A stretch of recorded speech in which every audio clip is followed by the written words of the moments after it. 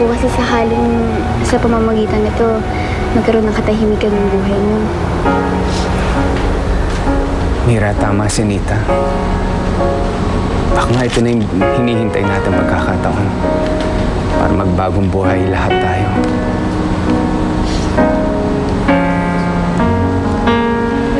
Alam mo, Arturo, hindi mo naman kailangan mag-abala pa eh.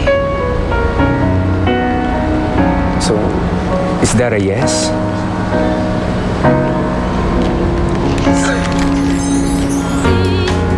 I love you.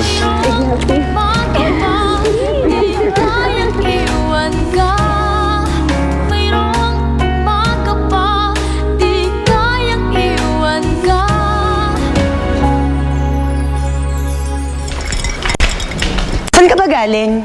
Bakit hindi ka pumasok kanina sa office? Si Kuya naman, nag-half day. Nag-leave kasi ako today eh. May nasikaso lang. Kung kailan naman madaming problema, doon ka bigla nag-leave? Ano ba yung napaka-importanting bagay na kailangan mong asikasuhin? Mabuti pa nga sabihin ko na sa'yo. Nag-propose na si Kuya kay Ate Mira today. At pumayag siya. So, ikakasal ulit sila? Big deal! Hindi na kailangan pag-aksayahan ng panahon yan. Kaya nga hindi ka na naman sinari eh. Kasi hindi mo lang maintindihan.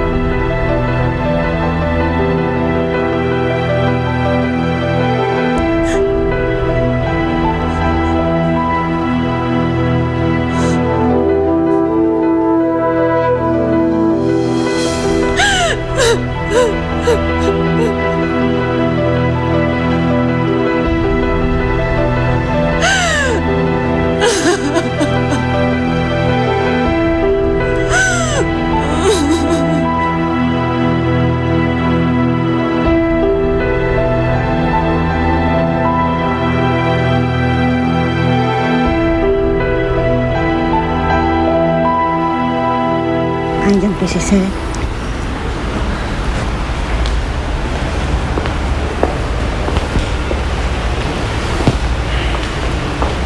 Finally, tatauhan ka. Well, I heard na magpapakasal kayo uli ni Mira.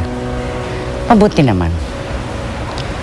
Oh, kailan nung balik ninyo dito ng apo ko at si Misty?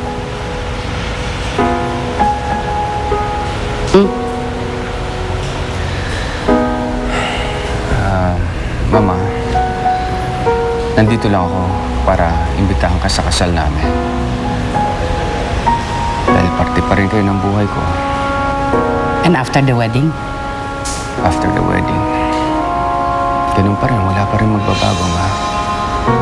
Uuwi pa rin kami sa bahay namin. So, talagang handa ka nang tanggapin na parang iyo ang anak ni Mira sa ibang lalaki. Ang batang... Wala naman rason kung bakit hindi, Mama eh. Look, Ma, kung hindi nyo kayang tanggapin si Nita, hindi ko kayo pipilitin. I'm just here to invite you. Sa kasal ko, I don't want you to miss it, Ma. Kung makakarating kayo, I would really appreciate it. Pero kung hindi, you might regret it, Ma. I hope to see you.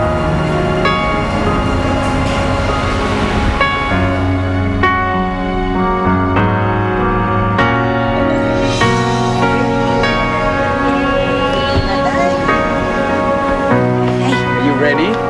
Ha? Oo naman. Ingat po. Ay, baby! Ito.